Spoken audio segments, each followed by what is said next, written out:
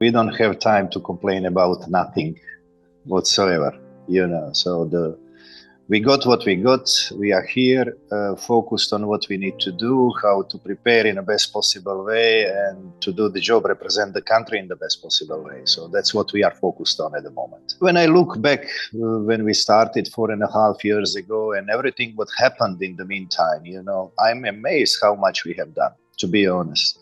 With the reconstruction of the team, with 2 years of pandemic, not being able to play any home games whatsoever, not being able to organize our travel in a proper way, with problems with pandemic in India and everything what was going on.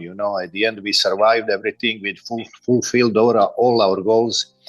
We have the stable team, as far as I'm concerned, the best which can be there placed for India in these big tournaments you mentioned, and now we need to do the best of our abilities. The sad thing is obviously that we're going to miss some key, very important players in our team at this Asian Cup, which will lower our strength, but the replacements, whoever they are, whoever is fulfilling the places and sports positions from these players, needs to do the job for us. Our primary goal was to keep qualifying for the Asian Cup, and that's what we are doing at the moment. To do a little bit more, we need to be organized better. Obviously, we need to make sure that the national team is prioritized by everyone in the football house. And once that happens, obviously the results will be better. We can expect much more. Until then, we need to focus on realistic goals we can achieve. Otherwise, we're going to suffer a lot. That's why I'm saying, if we need to choose between big tournaments at the moment which are ahead of us, we need to be well aware that in such situation we are facing at the moment, realistically, we can hold on some teams at the Asian Cup, but to expect enormous achievements, it's not realistic. So we need to use these games to gain experience, to do the best we can in the 3 games we have there. And after that, we need to focus to have all the players back for the March games against Afghanistan, away and home. These 2 games might be crucial in our World Cup qualifiers to make sure that India gets the 2nd spot in the group, obviously with the Kuwait home game, which is expecting us in June. And to make sure that we create the history for Indian football, qualifying for the 3rd round of the World Cup qualifiers, first time in the history. The work that I see them putting into not only their physical condition, but also the quality in their technical execution on the training pitch. They're not going through the motions thinking we're just here to make the numbers up. They're going through them drills like they know that they need to be spot on with their passing, they need to be spot on with their execution of crossing, they need to be spot on with their finishing, because against top teams you don't get many chances and you've got to be clinical. And Igor's already mentioned this. You might only get 2 or 3 chances in a game, but if you put them 2 or 3 chances away, that could be the difference between you winning and losing that game. But certainly the way they prepare physically, this is as good as I've seen. When you talk about strength and conditioning, Luca, he's been around the game for a long, long time. I'm learning things from him now over the last few days, and I thought I was quite well equipped. I go to see different people who used to train Cristiano Ronaldo in Manchester every year just to update my methods. Luca has opened my eyes to a different way. There's some of the things that he's shown me on his videos that he does with players, young players that are developing, players that are already established, older players that want to continue at the top of their game. You look at Luka Modric, you look at players like this. The only reason that they're able to play on for so long is because, like even Messi, the strength and conditioning that they put their bodies through to keep that aging process away. It gives you extra years at the end of your career. And I experienced that with Paolo Di Canio. He was an ultimate professional when you talk about going in the gym and getting the absolute best out of your body. These players are doing that. That can level things off against talented players. If them talented players go into the game against us thinking, oh, this is going to be, we should be comfortable here, I think they're going to get a surprise, because physically these boys are in top condition, and that will give you a chance. That is a leveler. That can take away talent. If you've got a group of players that are fit, can run for 95 minutes, compete physically for 95 minutes, then anything is possible. Go a small, important jump, something which should be given. We should always, India should always be in the Asia Cup, always. And I'm just don't want to add pressure on the coming teams that is going to try to qualify, but we should always be in the Asia Cup, because that gives us a very integral chance to rub our shoulders with the best in Asia.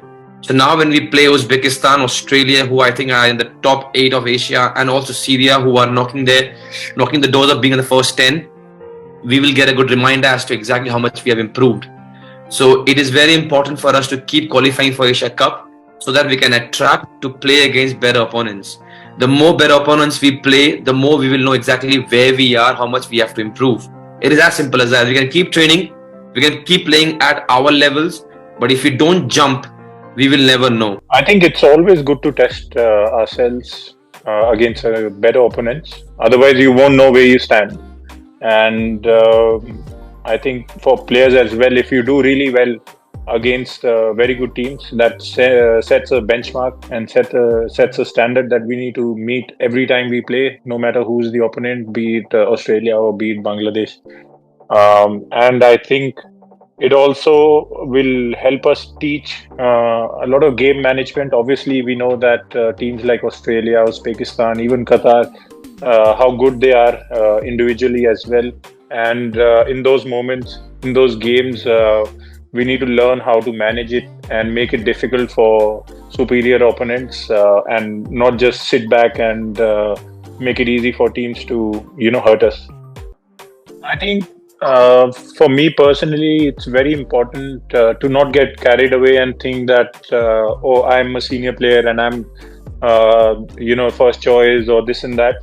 It is very difficult to keep one not thinking about such things. But as a player, it's very important to just stay in the present and take one day, one game, one training at a time. And right now, my focus is just to arrive to that moment and be available for selection, because obviously I want to be a part of such a prestigious tournament. It's like a World Cup for us, so we need to make sure as a team we are fully prepared. And as an individual, I don't want to get carried away and think that I am already a part of it. I need to earn it, in my opinion, and to do that I need to perform every single day in training, every single game that I get to play before that. The better teams you play, who are playing at the big stage more, and you play against them, you improve a lot in terms of how important half a chance is, how killer a half a second of focus gone can be. But everything is about inches when you play them big teams, and I personally love playing against them teams, and it's all part of the journey, and then still we can beat them, and we will go for that. But there are immense lessons. Whether you win or you lose, there's always a learning curve in every situation, and and that's it. Not overthinking about it too much, just looking forward to it. I'm really excited and really looking forward to it. It's an honor to be able to represent my country at the biggest stage, and it's a dream come true, because I couldn't make it to the team back in 2019 due to some reasons, but to be able to be here right now is completely a grace from God. It will be a big test for us because we are playing against Australia, and for us it will give us an idea where we stand today, because we have been playing with the teams from the Middle East. We have been playing against good teams in Asia. Now I think Australia will be the big test for us, and that will tell us where we stand today. And it's not going to be an easy game, but as I said, yes, the team, they have got the winning mentality. But if you see Australia, they are the best in Asia. So I think it's going to be a good game. I'm not sure about the result, but I think yes, India is going to give the best in this game, and they know if they get success in this game, the rest of the games are going to be very easy for them. But it's not going to be for sure 100%. Is not 100%. Is not going to be easy game for India. But again, I'm saying it's going to be a big test for us to see where we stand today in football.